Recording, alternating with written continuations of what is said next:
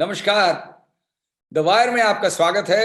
मैं हूं शरद प्रधान और आज हम बात करने जा रहे हैं रोजगार पे। रोजगार और बेरोजगारी का जो है चोली दामन का साथ है और खासतौर से हमारे देश में, जहां पे आजकल पिछले कुछ समय से सरकार बार बार ये बताने का प्रयास कर रही है कि बेरोजगारी कोई इशू ही नहीं है, बेरोजगारी है ही नहीं और रोजगार बढ़ते जा रहे हैं। जब 2014 में बड़ा भारी परिवर्तन हुआ था और एक नई सरकार आई थी नरेंद्र मोदी की, तब से ही कहा जा रहा कि हम जो है एम्प्लॉयमेंट बढ़ा रहे हैं और दावे किए गए कि हर साल 2 करोड़ नए लोगों को नौकरी मिलेगी। लेकिन जमीनी हकीकत क्या है, ये जानने के लिए हमने आज इनवाइट किया है। आप सब जानते हैं, जाना माना चेहरा है, जाने माने ज्ञानी व्यक्ति हैं प्रोफेसर संतोष मेहरोत्रा, जो पहले जेएनयू में प्रोफेसर रहे, विदेशों में पढ़ा और पढ़ाया और आज भी यूनिवर्सिटी ऑफ बाथ जो इंग्लैंड की है वहां के विजिटिंग प्रोफेसर हैं और इनकी एक्सपर्टीज है इसी सेक्टर में, यानी रोजगार और बेरोजगारी पे। Professor Santosh, you welcome. आप जो है हम जानना चाहते हैं और हमारे दर्शक भी जानना चाहेंगे कि ये क्या कहानी है एम्प्लॉयमेंट की और अनएम्प्लॉयमेंट की, और ये जो सरकार कहती रही है जमीनी हकीकत क्या है। क्या लोगों को वाकई में नौकरियां मिल रही हैं? 2 करोड़ ना मिल रही हो, करोड़ी मिल रही हो, लेकिन हकीकत क्या है? जी, हकीकत तो बहुत ही दर्दनाक और ये समस्या बहुत ही विकराल होती चली गई है। और आपने सही बात पकड़ी कि दुखड़ा ये है कि ये सरकार ऐसी है जो जब से आई है वो यही हमको समझाने के फिराक में लगातार रही है कि ये समस्या है ही नहीं। और सच पूछिए तो इस समस्या का रिकग्निशन इस सरकार ने कुछ उसका कोई उसकी नजर में कोई द्योतक ही नहीं है कि मतलब ये रिकग्निशन है सरकार के अफसरान में और सरकार के अर्थशास्त्रियों में। इसके मैं कई आपको सबूत दूंगा, और क्योंकि इसमें कई तरीके से जनता को बहकाने की भी कोशिश की गई है, मगर मैं पहले आपको एक समस्त भारत की जो एक बड़ी समस्या है उस पे थोड़ी सी रोशनी डालना चाहता हूं। देखिए, 1980 के बाद से हमारे देश में जो वर्किंग एज पॉपुलेशन है वो बढ़ती चली गई। यंग पीपल जो kept joining the labour force in larger numbers, क्योंकि हुआ ये कि 1950 और 1980 के बीच में हमारी जो जनसंख्या की बढ़त की दर थी वो धीमे धीमे बढ़ करके 2.5% हो गई थी और हमारी ग्रोथ रेट बहुत तेज नहीं थी।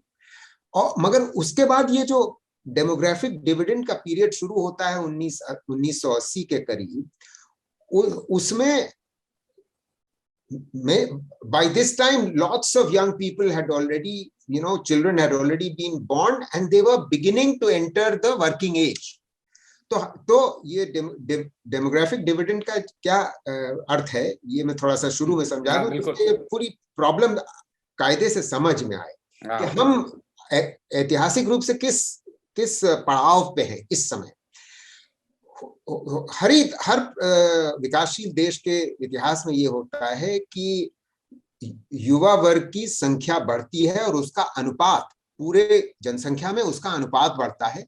उस दौर को डेमोग्राफिक डिविडेंड कहा जाता है, क्योंकि जैसे जैसे ये लोग नए लोगों को अच्छा काम मिलता है उत्पादक क्षेत्रों में, जहां उत्पादकता ज्यादा है उनमें काम मिलता है, तो उनकी सेविंग्स रेट बढ़ती है। सेविंग्स रेट बढ़ती है तो देश की निवेश जो दर है वो बढ़ती है। जब निवेश दर बढ़ती है, इन्वेस्टमेंट टू जीडीपी रेशो बढ़ता है, तो विकास दर बढ़ती है, जीडीपी ग्रोथ रेट बढ़ती है, जिससे गरीबी कम होती है। तो उस दौर में हम करीब 1980 के बाद पहुंच गए थे और इसमें कोई दो राय नहीं है कि आर्थिक नीतियों के सुधार की वजह से विकास दर में बढ़ोतरी हुई 80 के दशक में। उसके बाद आर्थिक सुधार हुए 1991 में, और बढ़त हुई विकास दर में, जो 5.5% थी 80 के दशक में, वो 6.5% हुई। और फिर 2000 के बाद वो निवेश दर और बढ़ी और विकास दर और बढ़ी। तो 2003-04 और 13-14 के बीच में हमारी विकास दर 8% पहुंच गई थी, जो हमारे देश के इतिहास में अप्रत्याशित थी। और ये लगभग उतनी थी जितनी चीन की थी। अब वो बात अलग है कि हम चीन से बराबरी नहीं कर सकते क्योंकि वो हमसे भी ज्यादा तेज रफ्तार से चल रहे थे। मगर अब दिक्कत ये है कि ये जो युवा लेबर फोर्स ज्वाइन कर रहे हैं, जो नौकरी 2004 से लेकर के 2014 के बीच में आपने कहा, जी, विकास दर हमारी 8% हो गई। और इस सरकार के आने के बाद 15 तक तो वो चली, मगर 16 में इस सरकार ने नोटबंदी लागू कर दी। जब नोटबंदी लागू कर दी तो उसके बाद अर्थव्यवस्था में बहुत अस्थिरता आई, और आप ये पाते हैं कि विकास दर घटती चली गई। कोविड से पहले विकास दर गिर करके 4.1% पहुंच गई थी, जो हमारे देश के इतिहास में करीब 30 साल से कभी ऐसा नहीं हुआ। और ये सारा एट्रीब्यूटेबल है डिमोनेटाइजेशन को, जो उस टाइम का था? नहीं, सिर्फ नोटबंदी पे, सिर्फ नोटबंदी की वजह से नहीं। आपने एक तो आकस्मिक एक नोटबंदी करी, जिसकी वजह से जो गैर कृषि क्षेत्र में MSMEs हैं, छोटी और मध्यम वर्ग की जो इकाइयां हैं, उन पे आघात हुआ, असंगठित क्षेत्र पे आघात हुआ, खेती पे आघात हुआ। और उसके बाद जैसे ही आप नोटबंदी से निकले तो जुलाई 17 में एकदम से बिना बहुत नियोजित ढंग से, अनियोजित ढंग से मैं तो कहूंगा, GST, goods and services tax लागू कर दी गई। GST लागू करी गई। 17 टैक्सेस को, राज्य और केंद्र के 17 और टैक्सेस को खत्म करके, एक्साइज ड्यूटी खत्म करके, सेल्स टैक्स, VAT, ये इस तरीके के 13-14 और टैक्सेस थे, उनको खत्म करके एकमात्र गुड्स एंड सर्विसेज टैक्स लागू हुआ एकदम से पूरे देश पे। वो एक और शॉक, क्योंकि वो अनप्लान्ड तरीके से लागू किया उसका, क्योंकि उसके लिए पायलट किया जाना चाहिए था। उसके जो कंप्यूटर सॉफ्टवेयर था उसकी टेस्टिंग करी जा रही थी, मगर वो हुआ नहीं। तो 17 में आपने एक और आघात कर दिया, क्योंकि छोटी इकाइयां एकदम से उससे एडजस्ट नहीं कर पाई। ठीक है। और इन दोनों वजहों से धीमे धीमे आपने पाया कि विकास दर हमारी कम हो रही थी। और तीसरी, सरकार ने जो हमारे देश में निर्यात होता, ये समझना बहुत जरूरी है। देखिए, 13-14 में जब ये सरकार आई तो निर्यात का, एक्सपोर्ट्स का टोटल डॉलर वैल्यू $314 बिलियन होता था। और लगभग 14 तक, मतलब पिछले 25 साल से, जब से आर्थिक सुधार शुरू हुए थे 91 के बाद, तब से एक्सपोर्ट्स में 18 से 20% वृद्धि सालाना होती थी। जी। और exports as a share of GDP वो लगातार निरंतर बढ़ता चला गया। 91 में 11% था, वो बढ़कर के 25% पहुंच गया। मगर क्योंकि इस सरकार ने इस प्रकार की नीतियां लागू करी, खासतौर से नोटबंदी की शुरुआत से एक्सपोर्ट्स में कमी आई। तो 14-15 में पहली बार कमी आई। कितना इम्पैक्ट पड़ा एक्सपोर्ट, कितना? उसी पे आ रहा हूं। $314 बिलियन मैंने कहा कि 13-14 में हम एक्सपोर्ट करते थे। उस स्तर को 314 पहुंचने में हमको फिर 5 साल लगे। वो हर साल गिरा। अब आप बिलियन डॉलर्स उसकी हम और बाद में अभी चर्चा करेंगे। और ये ध्यान रहे कि करीब 40% हमारे देश का निर्यात जो है वो असंगठित क्षेत्र की कंपनियां करती हैं, छोटी इकाइयां करती हैं। अब आप सोचिए कि जब आपने आघात किया असंगठित क्षेत्र पे, तो जाहिर है उनके एक्सपोर्ट करने की का मादा कम हुआ, कैपेबिलिटी कम हुई। तो अब आप सोचिए कि आज हम जरूर दुहाई दे रहे हैं कि $400 बिलियन इस साल में उम्मीद है कि एक्सपोर्ट्स होंगे, मगर यहां तक पहुंचने में हमको लगा कितना समय, 6 साल लग गए भाई, बात समझिए। तो उससे भी नौकरियां गई। अच्छा, तो ये मैं आपको एक सिर्फ विकास दर का इतिहास मैंने आपको 70-75 साल का समझाया।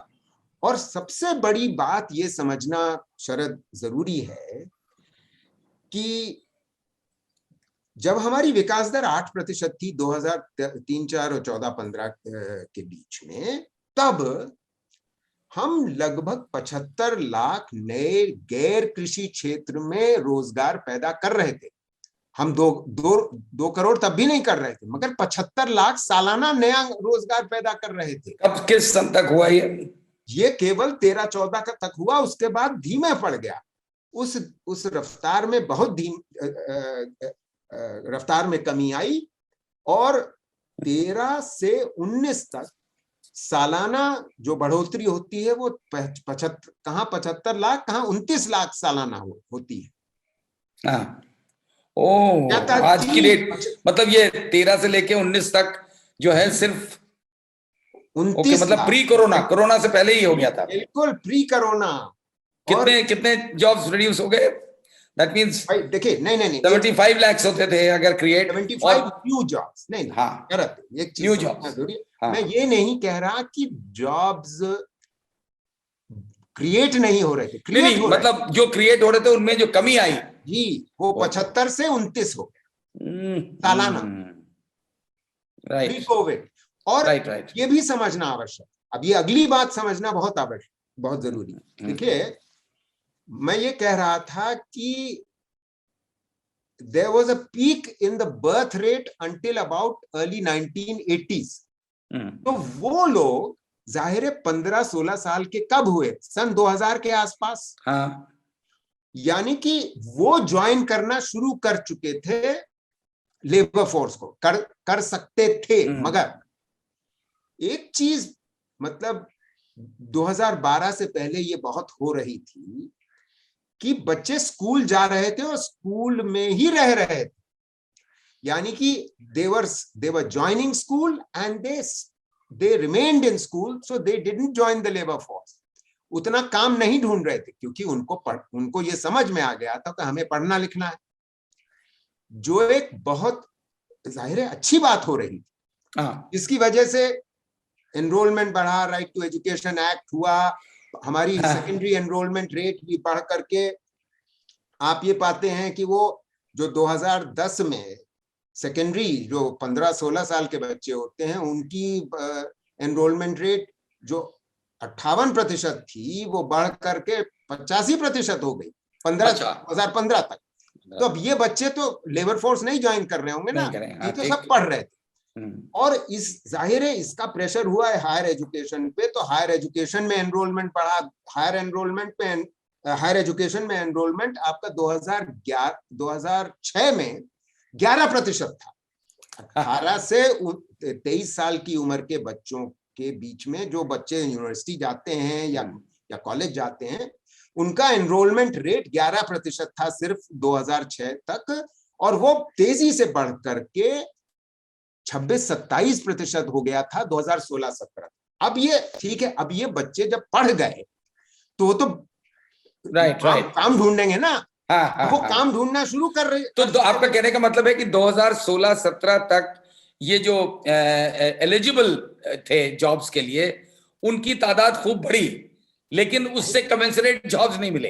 बिल्कुल नहीं, बिल्कुल नहीं। वो करीब 14-15 तक उस रफ्तार से नहीं बढ़ रहे थे, उसके बाद बढ़ने और तेजी से शुरू हुए। जाहिर है क्योंकि सब हायर सेकेंडरी पास किए, फिर तो अगर क्या 2014-15 के बाद अगर बढ़े तो फिर क्रेडिट जाता है इस सरकार को कि उसने कुछ ऐसा हालात क्रिएट किए कि लोग उनकी तादाद बढ़ी, एनकरेजमेंट दिया, जो भी। ना एक सेकंड, आप समझे नहीं भाई। जिनको जो संख्या बढ़ रही थी, जो पढ़ रहे थे, वो संख्या तो बढ़ चुकी थी 2003-4 के बाद ही बहुत तेजी से बढ़ रही थी। 2007 में हमारा प्राइमरी नेट आपका कहने का मतलब है 15 तक वो पढ़ लिख करके इस एज पे पहुंच गए जब वो एम्प्लॉयबल हो गए। जी, जाहिर है कि वो अब उनकी आकांक्षाएं बढ़ चुकी थी, वो पढ़ चुके थे, वो खेती में नहीं रहना चाहते थे, वो खेती से बाहर निकलना चाहते थे, वो उद्योग में संलग्न होना चाहते थे, कंस्ट्रक्शन एक्टिविटी में उनको काम मिल सकता था, उनको सेवाओं में जो आधुनिक सेवाएं तो क्या हैं। उस टाइम पे 15 के बाद क्या जॉब अपॉर्चुनिटीज कम होती गई? बिल्कुल, कोरोना तो बाद में आया। बिल्कुल बिल्कुल, जॉब, मैं यही आपको समझाने की कोशिश शुरू में कर रहा था कि जो विकास दर में कमी आई, भाई विकास दर में तेजी आई थी लगभग 2003-4 से 14 तक, उसके बाद विकास दर में कमी आई, तो जॉब्स कम हुए, कम नए उत्पन्न होने शुरू हो गए, जो 75 लाख और 29 लाख वाला आंकड़ा मैंने आपको बताया। उसका कारण क्या था?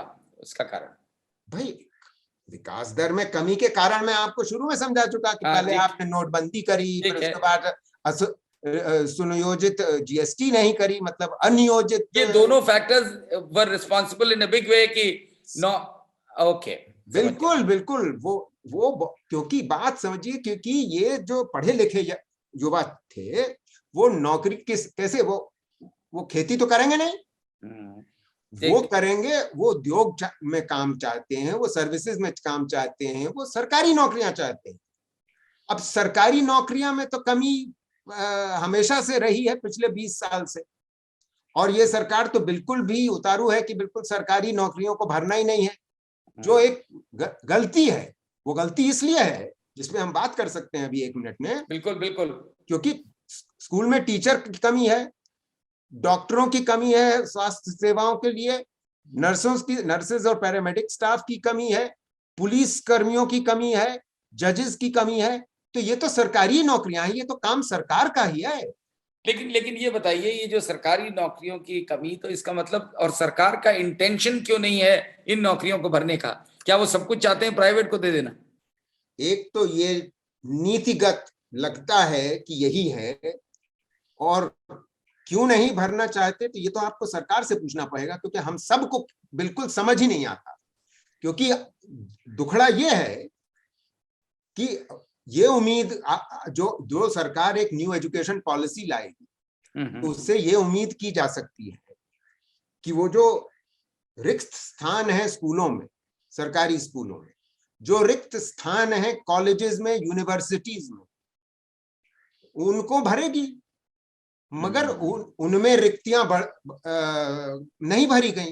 पहली चीज ये भी उम्मीद करेगा आदमी कि अगर आप मैक्सिमम गवर्नेंस और मिनिमम गवर्नमेंट करना चाहते हैं तो आप पुलिस में सुधार लाएंगे। पुलिस में सबसे पहला सुधार तो ये है कि आप रिक्त स्थानों को भरें। जब वैसे ही रिक्त स्थान हैंगे, उसके ऊपर से जो बचे कुछ पुलिस वाले हैं वो अफसरों और पॉलिटिकल लीडर्स के इर्द गिर्द सेवा में लगे रहते हैं। अच्छा, मुझे एक चीज संतोष समझाइए, और मेरा ख्याल दर्शक भी जानना चाहेंगे इस बात से, ये इसके पीछे अगर ऐसा इंटेंशन हो गया सरकार का कि रिक्त पद नहीं भरे जाएंगे सरकार में, इसके पीछे आइडिया क्या था? क्या मकसद, क्या सर्व करता है सरकार का? ये सरकार लगातार ये शुरू से कह रही है कि the business of government is not to be in business, the business of government is just governance. भाई तो मगर बट ये तो गवर्नेंस का पार्ट है। अगर बिल्कुल टीचर की जरूरत है, पुलिस की जरूरत है, अस्पताल में जरूरत है, तो ये तो सब चीजें पार्ट ऑफ गवर्नेंस है। बिल्कुल ठीक कह रहे हैं। और एक चीज मैं ऐतिहासिक रूप से आपके श्रोताओं को समझाना चाहता हूं, ये सब हम सबको जानना आवश्यक है कि जो विकसित देश हैं, जो आज के अमीर देश हैं, उनका इतिहास क्या है। उनका इतिहास हमें ये बताता है कि 1880 और 1980, उस 100 साल में, मतलब जब उनकी विकास दर बढ़ रही थी, उनकी अर्थव्यवस्था और सुदृढ़ हो रही थी, उनकी प्रति व्यक्ति आय बढ़ती चली जा रही थी, उनके देशों में स्ट्रक्चरल चेंज हो रहा था, उस दौरान the size of the state grew, यानी कि public expenditure to GDP grew, taxes grew and public expenditure क्यों बढ़ा? सरकार का खर्च इसलिए बढ़ा क्योंकि 3 चीजों पे ये सरकारें खर्च करना शुरू करती हैं बड़ी तेजी से, स्वास्थ्य पे, शिक्षा पे और सामाजिक सुरक्षा पे। 3 चीजों पे। वो 3 चीजें हमारे देश में बिल्कुल उनको तवज्जो ही नहीं दी जाती। तो अब स्वास्थ्य और शिक्षा का मतलब क्या है कि आप सरकारी नौकरियां बढ़ाइएगा, और वो सरकारी नौकरियां बढ़ाते चले गए। हम उससे इस बात से कुछ सीखे ही नहीं। क्या हमारी, भाई देखिए, हमारी प्रति व्यक्ति आय पिछले 30 साल में चौगुनी हो गई है। तो हमारा क्या टैक्स टू जीडीपी रेशो बढ़ा है? नहीं बढ़ा है।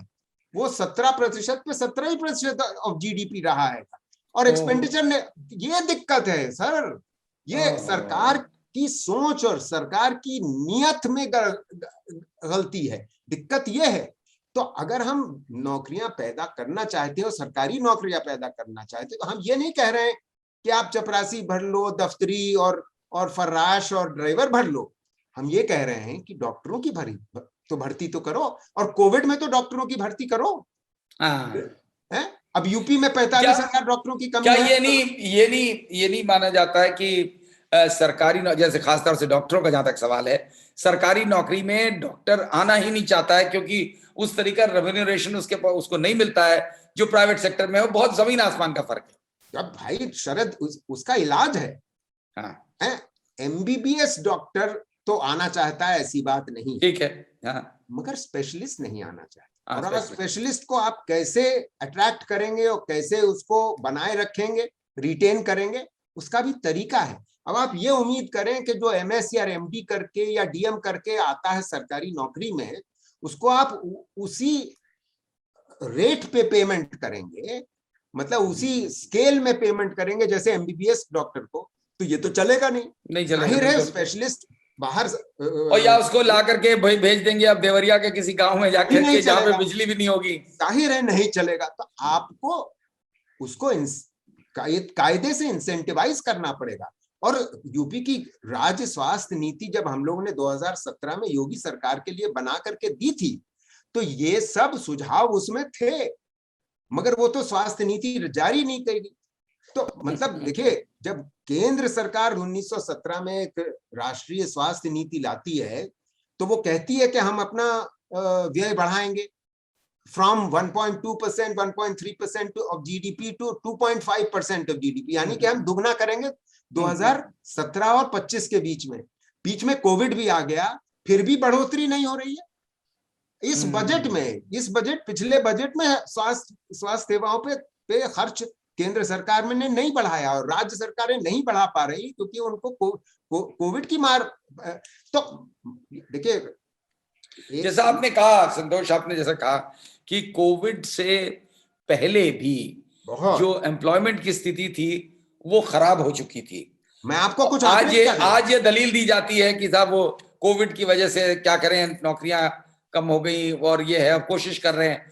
तो ये इसके पीछे तो ये तो साफ दिखता है कि इकोनॉमी बिगड़ने की वजह से एम्प्लॉयमेंट कम होता गया। बिल्कुल। और मैं आपको इसके बारे में आंकड़े कुछ सुना देता हूँ। ओके।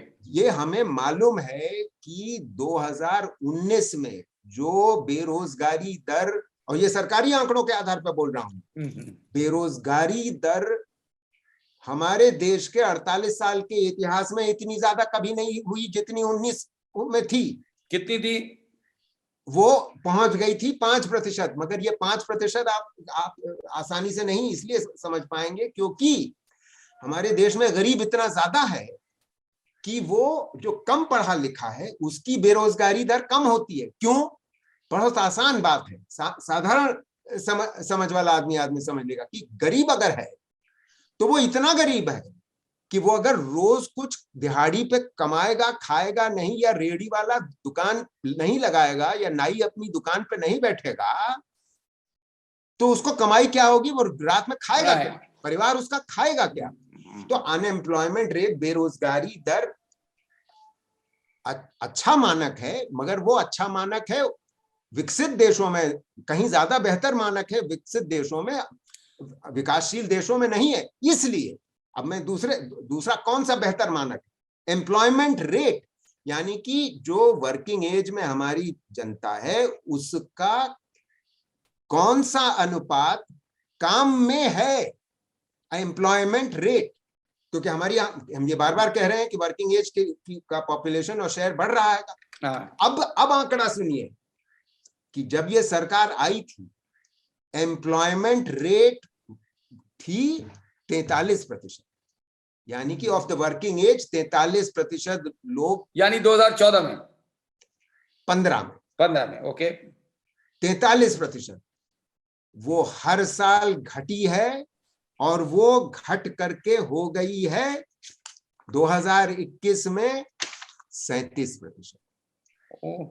जी, और इसके संग संग देखिए 3 किस्म के लोग काम करते हैं हमारे देश में। ये तो बहुत बड़ा 6% का फॉल, मतलब हर साल 1% गिर जाती है।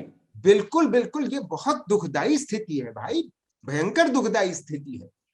अच्छा, नहीं तो सरकार इसके लिए कर क्या रही है? अब मैं उस विषय पे आता हूं, क्योंकि इस विषय पे सरकार हमको सिर्फ इतना बताती रहती है कि हमने ये किया और हमने वो किया और हमने क्या किया। तो अब मैं वो 3 चीजें बताता हूं जो सरकार कहती है कि हम कर रहे हैं। तो पहली चीज सरकार ये बताती है कि मुद्रा योजना चालू करी गई 2016। तो मुद्रा सेल्फ एम्प्लॉयमेंट ये अच्छी बात है, ठीक है, मुद्रा योजना आपने चालू करी। अब ये समझना आवश्यक है कि जितने भी लाख करोड़ सरकार हमको बताती है कि मुद्रा लोन्स दिए गए, जिसके आधार पे सरकार ये क्लेम करती है कि हमने 13 करोड़ नए, ये बात मोदी जी ने स्वयं 2018 में कही थी, हमने 13 करोड़ युवाओं को मुद्रा स्कीम में के द्वारा लोन्स दे करके नौकरी पैदा करी। अब 13 करोड़ का मतलब हो गया 130 मिलियन। दैट मीन्स नियरली 1/3 पूरी वर्कफोर्स का 1/3 ये मुद्रा के लोन के थ्रू की वजह से नौकरियां पैदा हो गई हैं। अब असलियत सुनिए, असलियत समझिए। मुद्रा में लोन कितना दिया जाता है? इसमें 3 कैटेगरीज हैं, शिशु, तरुण और किशोर। अब शिशु जो कैटेगरी है, सबसे निचली वाली कैटेगरी, उसमें अधिक से अधिक 50,000 का लोन दिया, मगर असलियत में वो एवरेज औसतन 50,000 का लोन नहीं मिलता है। वो मिलता रहा है 27 और 29,000 प्रति व्यक्ति के लिए, जिसको मिला। अब आप सोचिए कि मैं अभी तक ठेला चलाता था, ठीक है, और मैं बैंक गया और मुझे मुद्रा लोन में मैंने अपनी अर्जी भरी और मुझे 29,000 रुपए मिले, ठीक। अब 29,000 रुपए में मेरे पास अगर अभी आज एक ठेला था तो हम एक ठेला और खरीद लेंगे। एक ठेला अगर हमने खरीद भी लिया तो उस 29,000 में हमको 3 साल में पैसे वापस भी करने हैं, ध्यान रहे। मुद्रा लोन में सिर्फ 3 साल क्या? जी आपको पैसे वापस भी करने हैं। तो बड़ा कम टाइम दिया गया है ये तो। भाई यही तो चक्कर है। अब आप देखिए, आपको, क्योंकि अनसिक्योर्ड लोन है ना, कोलैटरल नहीं है। अनसिक्योर्ड लोन है, आपको कोई कोलैटरल नहीं देना। नहीं वो ठीक है, लेकिन फिर भी एक इजी पीरियड होता है कि भाई 5 साल तक तो आदमी को। अरे भाई, तो अब आप समझिए कि कितना दिक्कत हो जाती, कितनी मुश्किल हुई। इसका मतलब उस छोटे से बंदे के लिए, उसने एक ठेला लिया, उसको 2-3 बार उसमें फल भरा या सब्जी भरी और उसको बेचा, और उसके संग उसको हर महीने पैसा वापस करना शुरू भी करना है। तो उसके पास कमाई भी करनी है, पैसा वापस भी करना है, और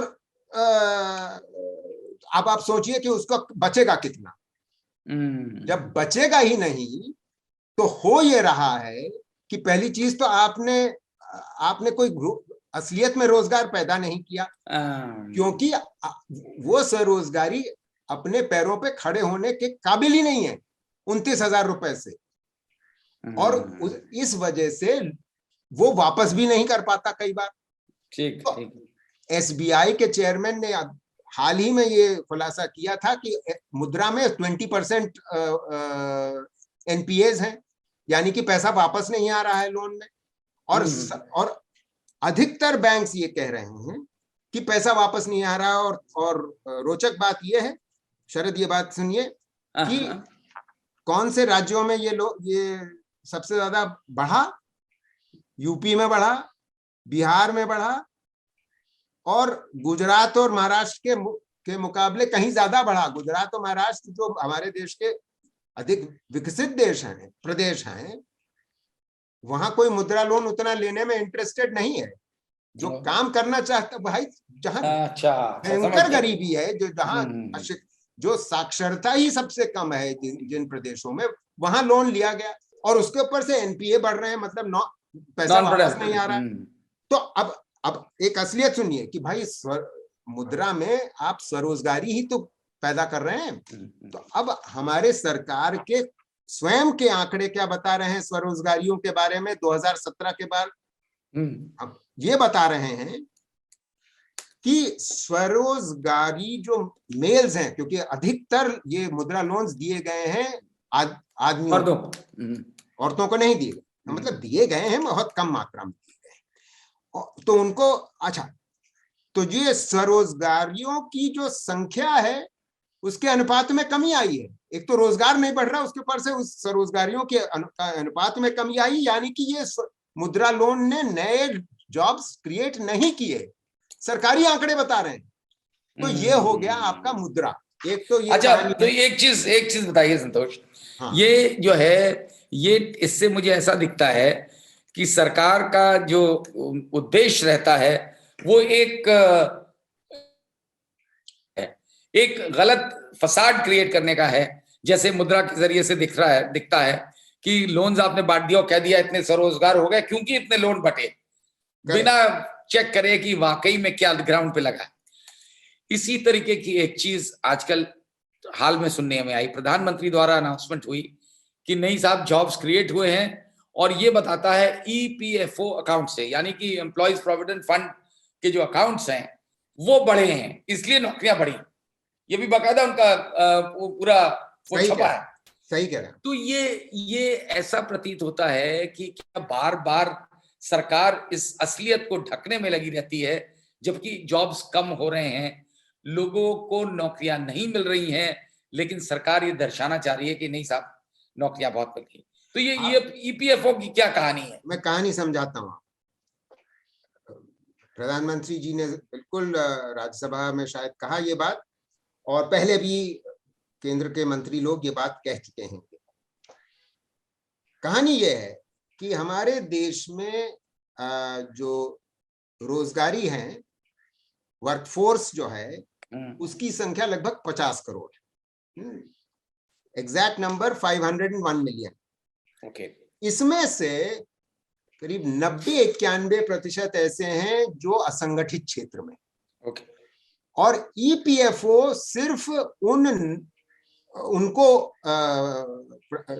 वो ले सकते हैं जो 9% बचे। ओके। पहली बात, मगर आपको मालूम है कि संगठित क्षेत्र में जो 9% हैं उसमें से आधे लगभग सरकारी कामगार हैं। चाहे केंद्र सरकार हो, चाहे राज्य सरकारें हो, चाहे पब्लिक सेक्टर अंडरटेकिंग हो, चाहे पब्लिक सेक्टर बैंक हो, उनका अनुपात लगभग आधा हो जाता है 9 मिलियन से, 9% से। तो बाकी बचा निजी क्षेत्र में लगभग आपका 4-4.5% उस, तो मतलब समझ लीजिए 5 करोड़ लोग संगठित क्षेत्र में हैं। 50 करोड़ का 10% हुआ 5 करोड़ जो संगठित क्षेत्र में है, जिसमें से आधे सरकारी हैं और आधे निजी हैं। अब निजी के लिए ईपीएफओ की व्यवस्था है, ठीक है, कि आपको अगर सोशल सिक्योरिटी चाहिए, जैसे डेथ एंड डिसेबिलिटी इंश्योरेंस, जैसे हम लोग लाइफ इंश्योरेंस कहते हैं, या आपको जब आप रिटायर हो गए तो उसके बाद पेंशन चाहिए, तो आप ईपीएफओ में कंट्रीब्यूशन कर सकते हैं। और जो निजी क्षेत्र का एम्प्लॉयर है आपका, वो भी कंट्रीब्यूट करता है, तो वो एक फंड में जाता है। यही है ईपीएफओ का ढांचा और सोच। अब समझिए कि ईपीएफओ के संग आंकड़े इतने धुंधले हैं कि उससे कुछ कतई नहीं पता चलता कि नई नौकरियां पैदा हो रही हैं। मैं समझाता हूं। देखिए, ईपीएफओ का डेटा आपकी मिनिस्ट्री ऑफ स्टैटिस्टिक्स पब्लिश करती है और ऑफिशियली अवेलेबल है, और उसमें इतना उतार चढ़ाव होता है कि आप ये समझ ही नहीं सकते कि ये नई नौकरियां असलियत में हैं कितनी। Net new additions of EPFO registrations के बारे में आप हिसाब लगा ही नहीं सकते, क्योंकि वर्कर्स का कोई यूनिक आइडेंटिटी नहीं है। आप समझ रहे हैं, यूनिक आइडेंटिटी नंबर नहीं है। तो असलियत में हो ये रहा है, रजिस्ट्रेशन बढ़ा है, मैं इस बात को नकार नहीं रहा हूं, मगर इसका मतलब क्या है कि आज की तारीख में अगर मैं एम्प्लॉयर हूं, क्योंकि ईपीएफओ के रूल्स ये कहते हैं कि आपके अगर 20 एम्प्लॉइज हैं, आपकी कंपनी में 20 लोग काम कर रहे हैं, तब आप ईपीएफओ में रजिस्टर कर सकते हैं और उनको रजिस्टर करवा सकते हैं। ठीक है, मिनिमम 20 होने चाहिए, मिनिमम 20 होने चाहिए। मगर अगर आज तक मेरे पास करीब 17, 18, 19 लोग हैं और मैंने उनको वो नहीं किया है, डिक्लेयर नहीं किया है, तो कल को हमारी अगर इकाई बढ़ती है और एक आदमी भी हम उसको एम्प्लॉय कर लेते हैं और लोग, हमारे जो कामगार लोग हैं, वो कहते हैं कि हमको ईपीएफओ में रजिस्ट्रेशन आप करवाइए, और हम रजिस्टर कर लेते हैं, तो भाई इससे एक आदमी को हमने एम्प्लॉय किया, तो उससे नया काम कहां से पैदा हो गया? वो 17, 18 तो आपके पास पहले ही थे, वो तो एक आपने एम्प्लॉय किया, आपने रजिस्टर कर लिया। और सिर्फ बात यहां नहीं खत्म हो जाती, क्योंकि उसी महीने में न जाने कितने लोग ईपीएफओ छोड़ते भी हैं। अच्छा, उसका रिकॉर्ड में नहीं आता है? आता है, मगर ये समझ नहीं आता कि कौन, कितने लोग छोड़े, कितने लोग आए, तो मतलब नेट समझ नहीं आता। और हर महीने ईपीएफओ ऑर्गेनाइजेशन जो मिनिस्ट्री डेटा पब्लिश करती है, उसको रिवाइज करती रहती है, रिवाइज हर महीने, रिवाइज, और डाउनवर्ड रिवीजन भी होता है। जब डाउनवर्ड रिवीजन हो गया, तो फिर कहां से नए जॉब्स क्रिएट हुए? अब आप समझ गए। तो मैं ये नहीं कह रहा कि कुछ फॉर्मलाइजेशन नहीं हो रहा। अगर आप नए लोग ईपीएफओ में रजिस्टर कर रहे हैं, तो कुछ लोग मतलब संगठित क्षेत्र में ज्वाइन कर रहे हैं, इसमें कोई दो राय नहीं, मगर ये नए जॉब्स नहीं है, पहली बात। और ये भी नहीं पता चल रहा कि कितने लोग अनऑर्गेनाइज, असंगठित क्षेत्र में चले जा रहे हैं, क्योंकि ऑर्गेनाइज से अनऑर्गेनाइज में चले जा रहे हैं, क्योंकि लोग छोड़ भी रहे हैं ईपीएफओ ना। तो अब आप समझिए कि ये बड़ी ईपीएफओ के जो आंकड़े हैं पेचीदा हैं, और बिल्कुल क्लैरिटी नहीं होती कि ये नई नौकरियां पैदा हो रही हैं। तो दूसरी सरकार की जो एक कहानी है वो ये है। और तीसरी एक और मैं आपको कहानी समझा देता हूं। कहानियां ज्यादा हैं। तो तीसरी कहानी आपको याद होगा कि शायद 2018 में एक टेलीविजन जर्नलिस्ट ने पूछा था लाइव इंटरव्यू में कि प्रधानमंत्री जी से पूछा। अच्छा, बड़े कम होते हैं उनके, बड़े रेयर होते हैं। बिल्कुल, आप ठीक कह रहे हैं, मगर वो जी टीवी कर रहा है। अच्छा, तब फिर और मुझे कहने की जरूरत नहीं।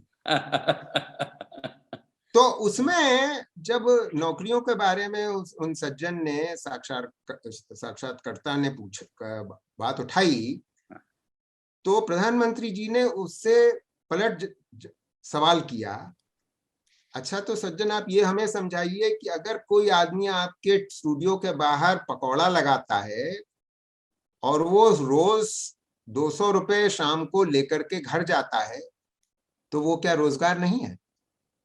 तो भाई सही कह रहे हैं प्रधानमंत्री जी, 200 रुपए लेकर के अगर पकौड़ा बनाने वाला रोजगार पैदा कर रहा है, तो इसमें क्या ताज्जुब की बात है। मगर तो हमें सवाल करना ये चाहिए कि अगर महीने में वो 200 रुपए रोज कमाता है, तो महीने में उसको 6,000 रुपए उसकी कमाई हुई। अब हम ये मान के चल रहे हैं कि वो 200 उसका Average। प्रॉफिट है, वो प्रॉफिट है। तो 200 आप उसको गुणा करिए 30 से, 6,000 रुपए हो गए। 6,000 रुपए हो गए। अब आप मुझे ये समझाइए कि एक सरकार की अपनी एक पॉवर्टी लाइन है, जो पॉवर्टी लाइन है वो शहरी इलाकों में लगभग 7,500 है, एक 5 लोगों की परिवार के लिए महीने का खर्च। हाँ। और कृषि क्षेत्र में, मतलब सॉरी, ग्रामीण क्षेत्र में वो 6,100 रुपए है, 5 लोगों के परिवार के लिए महीने भर के खर्च के लिए। तो ये पकौड़े वाला तो दोनों बिलो पॉवर्टी लाइन हो गया ये तो। जी। तो यानी कि हमारी इस देश की सरकार इस बात से संतुष्ट है, जाहिर है, कि पकौड़ा बनाने वाला कम से कम जीवित तो है, गरीबी रेखा के नीचे जीवित हो तो कोई बात नहीं। अब ये स्थिति, अब मोटे तौर से यही एटीट्यूड की वजह से आज की डेट में ये जो इनका क्लेम है कि 80 करोड़ लोगों को फ्री राशन बट रहा है, तो ये माना जाए कि 130 करोड़ में 80 करोड़ लोग गरीब है, बिलो पॉवर्टी लाइन। इसमें क्या ताज्जुब है? देखिए, ये सरकार आंकड़ों के संग इतना खेल खेलती है। मिनिस्ट्री ऑफ स्टैटिस्टिक्स ने 2017-18 में कंजम्पशन एक्सपेंडिचर सर्वे किया और उस कंजम्पशन एक्सपेंडिचर को क्रिटिसाइज करके कि इसमें ये खामी वो खामी, इसमें कोई ऐसा नहीं कि मेथोडोलॉजी में कोई फर्क था, जो 11-12 में हुआ था वही मिनिस्ट्री ऑफ स्टैटिस्टिक्स ने किया था और उन आंकड़ों को दबा दिया गया, उन आंकड़ों को बाहर नहीं लाया गया, मगर रिपोर्ट लीक हो गई। हमें मालूम है कि वो ग्रामीण क्षेत्रों में कंजम्पशन एक्सपेंडिचर 12 और 18 के बीच में 8% घटा था और शहरी क्षेत्रों में केवल 2% बढ़ा था उस पूरे 12 से 18 के दौर में। अब आप सोचिए, और ये कोविड से पहले की कहानी है। तो इसी वजह से मैंने actually national sample survey organisation के स्टैटिस्टिक्स के आधार पे ही, डेटा के आधार पे गरीब लोगों की संख्या का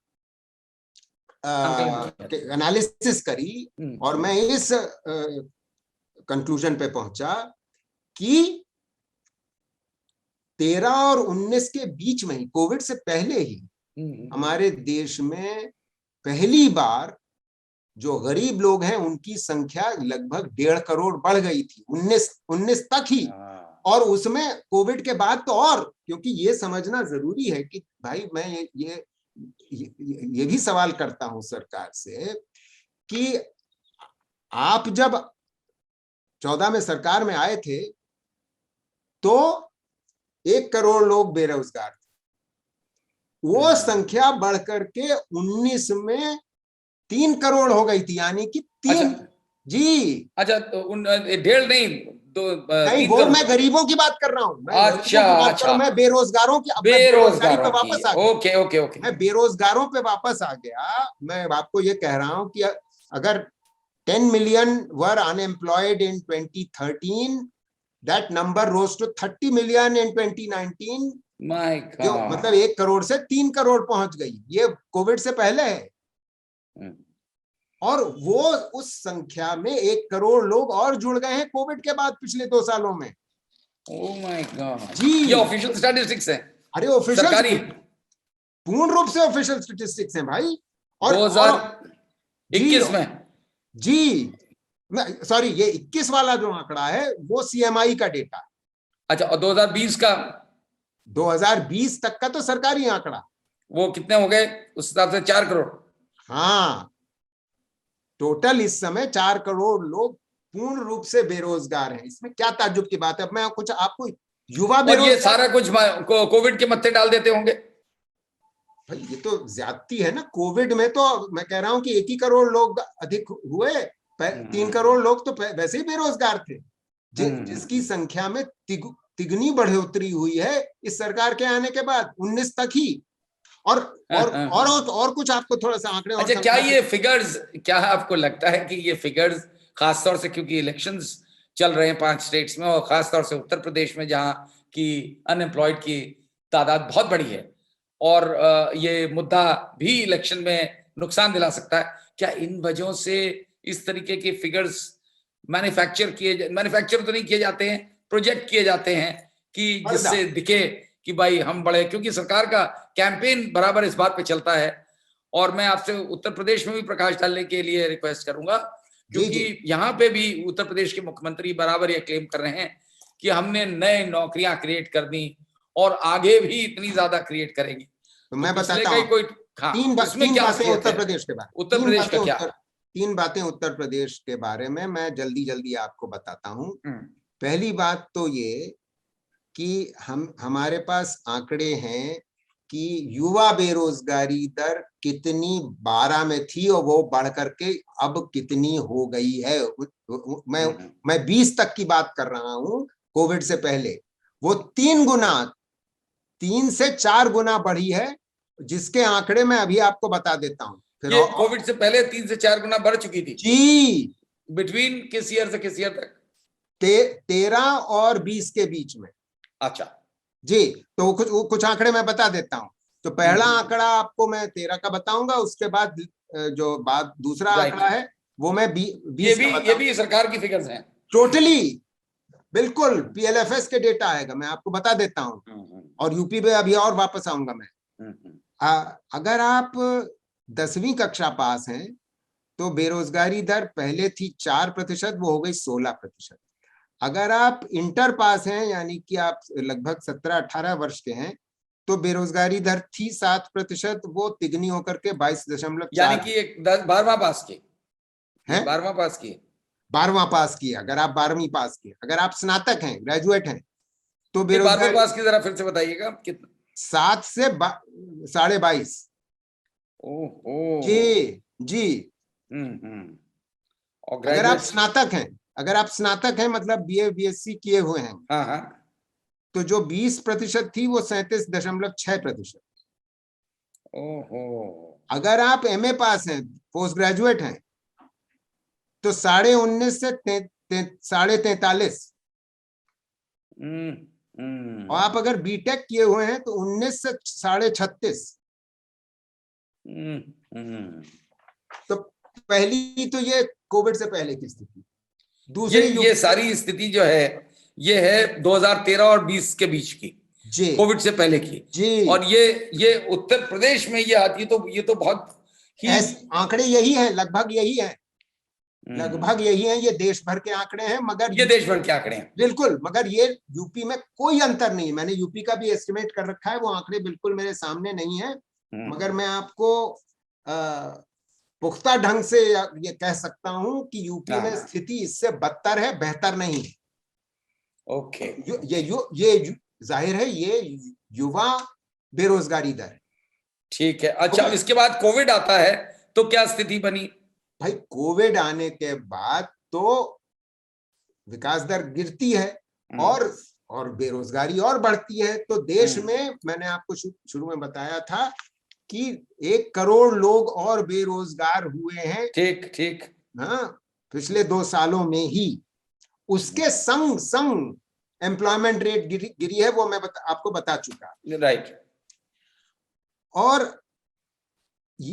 एक और बहुत दुखदाई बात है, अभी सरकारी नौकरियों पर मैं अभी आता हूं, मगर एक और दुखदाई बात ये है वो कि मेक इन इंडिया की बड़ी दुहाई दी गई।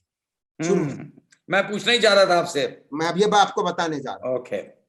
तो 2016 में हमारे देश में 5 करोड़ लोग मैन्युफैक्चरिंग में थे, संगठित और असंगठित क्षेत्र मिलाकर। अच्छा, 51 मिलियन, यानी कि 5.1 करोड़ मैन्युफैक्चरिंग में जी। वो 4 साल के अंदर ही 2020 के अंत और 21 तक आधा हो गया, 2.7 करोड़, जो हमारे देश के इतिहास में कभी नहीं हुआ, कभी नहीं। तो ये तो पैंडेमिक की वजह, ये तो पैंडेमिक ना पैंडेमिक से पहले ही मैंने ओके, ये लेटेस्ट नंबर जो आपको बता रहा हूं वो सीएमआई का नंबर बता रहा हूं। और मैं अधिकतर सरकारी आंकड़ों पे काम करता हूं। सरकारी आंकड़े बिल्कुल वही कह रहे हैं 20 तक कि मैन्युफैक्चरिंग में कमी आ रही है। जी वजह तो क्या वजह दिखती है आपको, ये इसमें क्या वजह रही? जी जी, तो अब उस पे आते हैं। एक चीज तो मैंने आपको एक्सपोर्ट्स बताई शुरू में, हाँ बिल्कुल, है ना, क्योंकि हमारे अधिकतर एक्सपोर्ट्स जो हैं, निर्यात चीजें हैं, वो एग्रीकल्चर की नहीं है, कुछ सर्विसेज की है, मगर एक्सपोर्ट्स, मर्चेंडाइज गुड्स एक्सपोर्ट्स में कमी आई। ठीक है, ठीक है। दूसरी बात, लेबर इंटेंसिव मैन्युफैक्चरिंग पे इस सरकार ने बिल्कुल तवज्जो नहीं दी है, जो अधिकतर छोटी इकाइयां पैदा करती हैं। लेबर इंटेंसिव यानी कि मतलब श्रम गहन उत्पादन, जो श्रम गहन उत्पादन है। कैसा? जिसमें एम्प्लॉयमेंट भी ज्यादा मिलता है। जी, तो वो सेक्टर में बता, मैं मैन्युफैक्चरिंग पे हूं, मैं सिर्फ मैन्युफैक्चरिंग की बात कर रहा हूं। वो क्या है? लेदर एंड फुटवेयर, उस पर अभी वापस आता हूं, खासतौर से यूपी के संदर्भ में। दूसरा फूड प्रोसेसिंग, तीसरा टेक्सटाइल्स, और चौथा गारमेंट्स, और पांचवा wood and furniture, wood work and furniture. इन 5 उद्योग क्षेत्रों का योगदान मैन्युफैक्चरिंग रोजगार में लगभग आधा है 50%। जी, और उसमें कमी आई है। जो कैपिटल इंटेंसिव है उसमें उतनी कमी नहीं आई है, इसमें ज्यादा कमी आई है। अब इसका एक उदाहरण आपको बताता हूं। लेदर फुटवेयर, यूपी का आपने पूछा, आगरा और कानपुर की बात उठती है, बिल्कुल सही उठती है, उठनी चाहिए भी, क्योंकि लेदर एंड फुटवेयर का काम हमारे प्रदेश में, यूपी में, आगरा और कानपुर में केंद्रित रहा है। राइट, ऐतिहासिक रूप से ये हमें मालूम है। उस पे इतना आघात किया गया काउट्रेड बैन की वजह से कि वो धीमे धीमे करके इकाइयां बंद होनी शुरू हो गई। किसके पेट पे लात पड़ी? दलितों के पेट पे लात पड़ी, मुसलमान जो कामगार हैं, मजदूर हैं, उनके पेट पे लात पड़ी, ट्रेडर्स के पेट पे लात पड़ी, और वो जो एम्प्लॉयर्स हैं, फैक्ट्री ओनर्स हैं, उनका काम गया। तो वो तो भाई अधिकतर लोग हिंदू ही हैं। अधिकतर लोग तो हिंदू ही हैं ना। मुझे तो ये भी पता है कि जो स्लॉटर हाउसेस थे उनमें जो सब, एक तो यूपी बहुत बड़ा एक्सपोर्ट करता है बफलो मीट का, तो जो बफलो जो कि अलाउड है, वो जो काऊ की कैटेगरी में नहीं आती। और बीजेपी के कई बड़े नेता हैं जिनके पास सबसे ज्यादा मैन्युफैक्चरिंग, उसका जो मीट एक्सपोर्ट उनके पास है, और बीजेपी के बड़े बड़े नेता हैं इसमें शामिल। अब आप सोच लीजिए कि ये क्या सोच रहे थे। तो क्या ये मीट एक्सपोर्ट्स वाला जो काम है, उसमें हमारे, अभी हम एक्सपोर्ट्स में कमी आने का एक उदाहरण पहले बात चर्चा कर रहे थे। मीट हमारे देश का, हम तीसरे नंबर पे हैं दुनिया में मीट एक्सपोर्ट्स में। आप सोचिए, इसमें क्या ताज्जुब की बात है कि हमारे देश में जितना कैटल है उतना किसी भी दुनिया के देश में कैटल है ही नहीं। तो इसमें क्या ताज्जुब की बात है? तो मीट हम लगभग $4 बिलियन का एक्सपोर्ट सालाना करते रहे हैं पूर्व में, मगर उसमें जब से, और इसका 64%, समझिए, मीट एक्सपोर्ट्स का 64% उत्तर प्रदेश से आता था। राइट, उसमें आज की डेट में क्या है? निरंतर कमी आती गई है। वो जो 27,000 करोड़ की आमदनी देश को होती थी, उसमें साल दर साल कमी आई है। उसमें जो कमी आई है उसमें योगदान उत्तर प्रदेश का खास तौर से है। और पिछले इस साल में 2021 के साल में, तो वो मैंने आंकड़े जो देखे थे, वो अभी जाहिर है साल पूरा नहीं हुआ है तो इसलिए पूरे नहीं थे, मगर वो 5,000 करोड़ ही रहा। मतलब 27,000 करोड़ से गिर के 5,000 करोड़ हो गया है, 5,000 की कमी हुई। इतना कम नहीं था इससे पहले, वो और गिरता चला गया है। तो मतलब ये, और लेटेस्ट आंकड़े अभी जारी नहीं हुए हैं तो इसलिए मैं आपको बता नहीं सकता, मगर जाहिर है कि जब आपने बूचड़खानों पे इतना आघात किया साल दर साल, तो उस पे वो मीट एक्सपोर्ट्स पे असर आना ही था। ये भी एक श्रम गहन, लेदर इंडस्ट्री और मीट एक्सपोर्ट दोनों पे फर्क पड़ा होगा, क्योंकि लेदर इंडस्ट्री भी काफी एक्सपोर्ट होती है। जी जी जी। अब मैं आखिरी आपके एक और सवाल पे, यूपी के मुद्दे पे आता हूं कि आप पूछ रहे थे सरकारी नौकरी। भाई सबसे बेहतर सरकारी नौकरी ही मानी जाती है, इसीलिए हमारे युवा जो पढ़े लिखे जा रहे हैं भारी संख्या में, वो सब सरकारी नौकरी ढूंढ रहे हैं, क्योंकि निजी क्षेत्र में नौकरियां बढ़ नहीं रही हैं, तो वो सरकारी नौकरियां भाई अगर हमें मालूम है कि सरकारी नौकरियों में रिक्तियां हैं, जैसे हमने ये कार्यक्रम शुरू करने पे ये बात शुरू करी थी कि सरकार में ही बहुत सी रिक्तियां हैं, अगर रिक्त स्थान है तो उनको क्यों नहीं भरा जाता।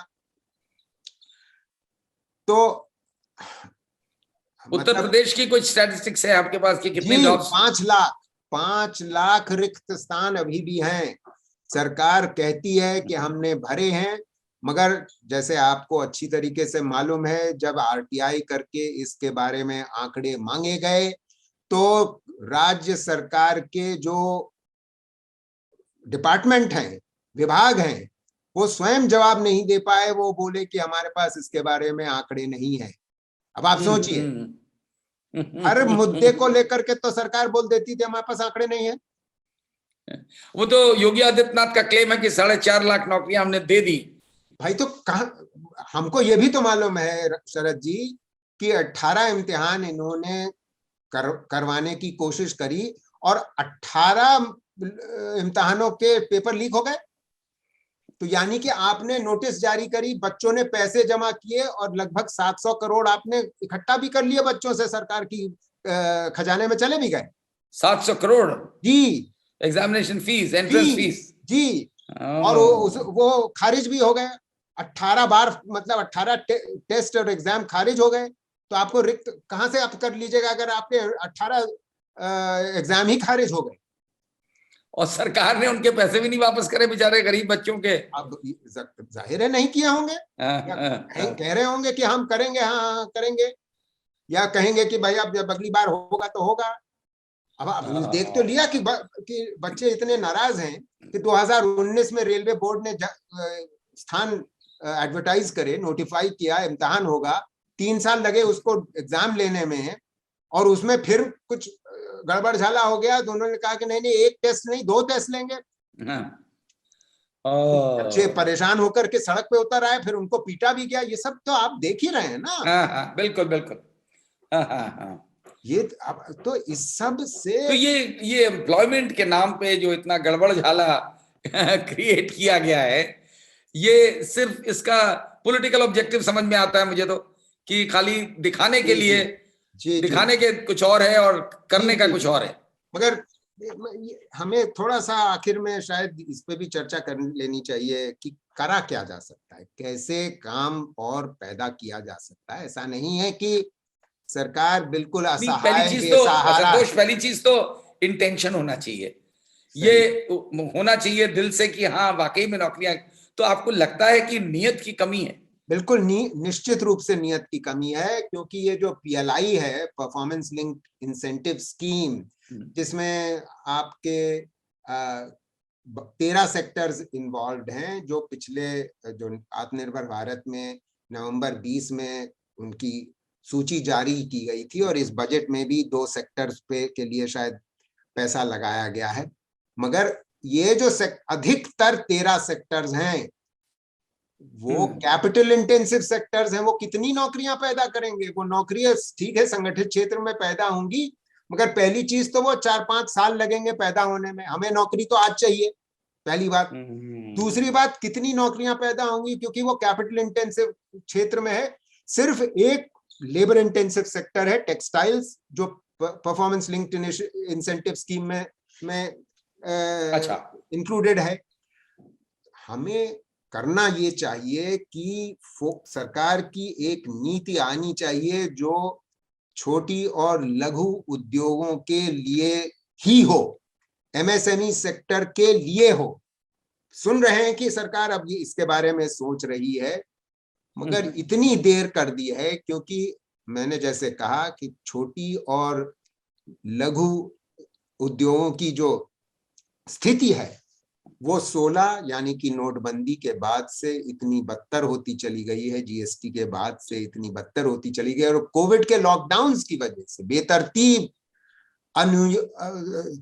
अनियोजित ढंग से जो लॉकडाउन जारी किए गए उसकी वजह से असंगठित क्षेत्र पे जो आघात हुआ है, उसकी वजह से सबसे ज्यादा जो आघात हुआ वो एमएसएमई सेक्टर पे हुआ। तो हम आज जो ये कहते हैं कि इकोनॉमी रिकवर कर गई, 8.5% ग्रोथ रेट हो गई हमारी 21-22 में, तो वो ग्रोथ रेट हमारी के शेप रिकवरी हो रही। के शेप का मतलब जो संगठित क्षेत्र है उसमें भी जो लिस्टेड कॉर्पोरेट्स हैं वो अच्छा कर रही हैं, उनके प्रॉफिट्स बढ़ रहे हैं, 7 साल में से ज्यादा बेहतर प्रॉफिट नहीं हुए, और जो असंगठित क्षेत्र है वो नीचे था और वो उससे उठ नहीं पाया, बल्कि असंगठित क्षेत्र की न जाने कितनी इकाइयां बंद हो गई और वही रोजगार पैदा करती है। और वो केवल सरकार की पॉलिसीज और एक्शंस की वजह से हुई है जी। तो इनमें रद्दोबदल एक चीज और बताइएगा, ये इस पे भी प्रकाश डालना बड़ा जरूरी है।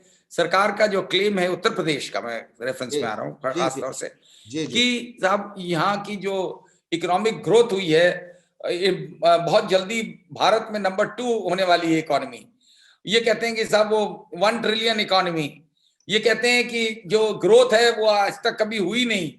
इसमें क्या सच है? इसमें कोई फिगर्स का कोई समझ में नहीं आता है, क्या कहते हैं, वो कहाँ से लाते हैं? नहीं, भगवान जाने कहाँ से आते हैं, क्योंकि एक बार भाजपा के एक प्रवक्ता से आप ही के कार्यक्रम में वो इसी तरीके की बातें कर रहे थे, और मैंने उनसे पूछा कि आपके आंकड़ों का स्रोत क्या है, तो बोले पब्लिक डोमेन में है, गूगल में देख लीजिए। गूगल में देख लीजिए। तो मैंने कहा मैं आपको आंकड़े बताता हूं, और वो सरकारी यूपी सरकार के आंकड़े। हकीकत क्या है कि क्या पोजीशन थी ये? जैसे कहते हैं कि अखिलेश की सरकार में सारी कुरीतियां अखिलेश की सरकार में थी, और उसके बाद इन्होंने उसका कायाकल्प कर दिया, और आज प्रदेश की इकोनॉमी बिल्कुल ब्लूम कर रही है। उसमें क्या रियलिटी है? रियलिटी ये है कि सरकारी आंकड़े बता रहा हूं कि 2012 और 17 के बीच में अखिलेश के दौर में यूपी की अर्थव्यवस्था की विकास दर लगभग 7% सालाना थी, जो यानी कि 6.9% सालाना असलियत में, यानी कि वो प्रति व्यक्ति आय में बढ़त जो थी लगभग 5% थी सालाना, जो यूपी के इतिहास में भी अप्रत्याशित है।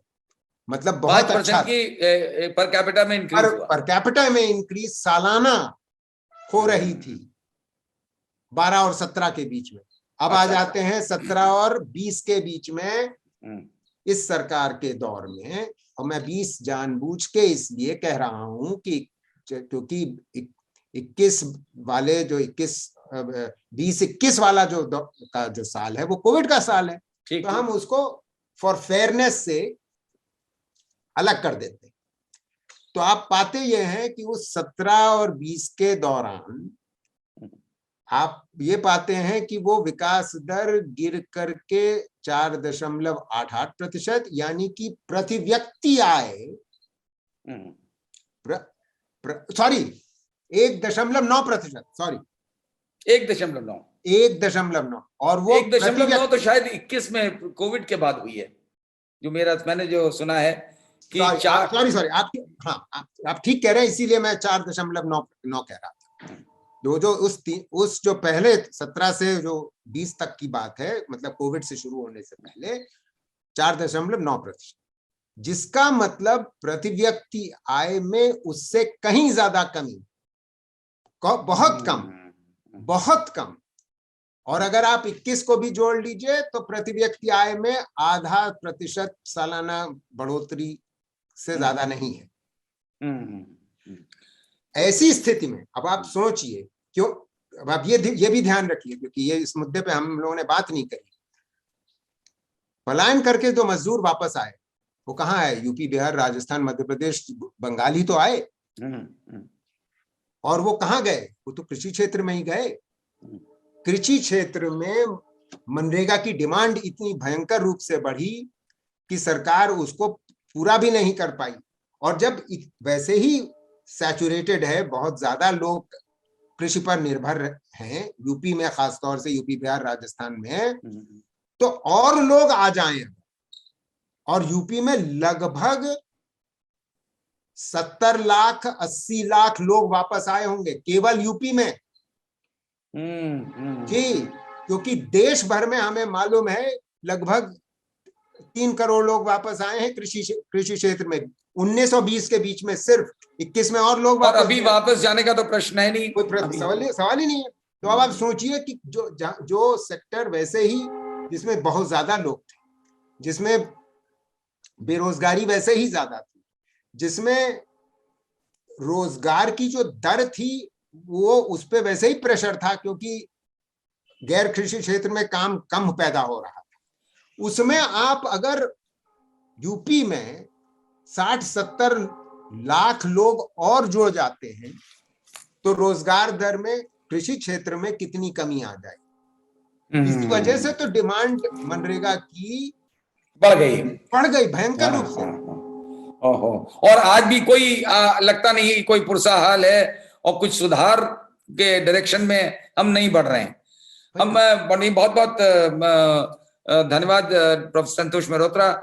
मेरे ख्याल आपने जिन चीजों को उजागर किया है ये मेरी तो आंखें खुली गई हैं, और मुझे पूरा यकीन है कि जो तमाम लोग देख रहे हैं उनकी भी लिए एक बड़ा आई ओपनर होगा कि असलियत क्या है और क्यों सरकार का ये प्रयास रहता है, दोनों केंद्रीय सरकार और उत्तर प्रदेश सरकार का, कि सच्चाई पे पर्दा ढका रहे।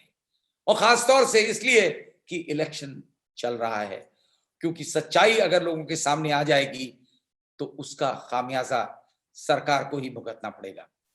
और इसलिए जरूरी है, और हमारा उद्देश्य है एज अ मीडिया हाउस, कि हम लोगों को जागृत करते रहें, लोगों को सच दिखाते रहें और बताते रहें। हकीकत यह है और दिखाया जो जा रहा है वो कुछ और है। आपका बहुत बहुत धन्यवाद प्रोफेसर संतोष, और हमें पूरा यकीन है कि हमारे व्यूअर्स भी समझ रहे हैं, हकीकत से रूबरू हो रहे हैं। नमस्कार। Get a sneak peek of exclusive content before everyone else for channel members only. Memberships start at ₹89. Hit the join button below.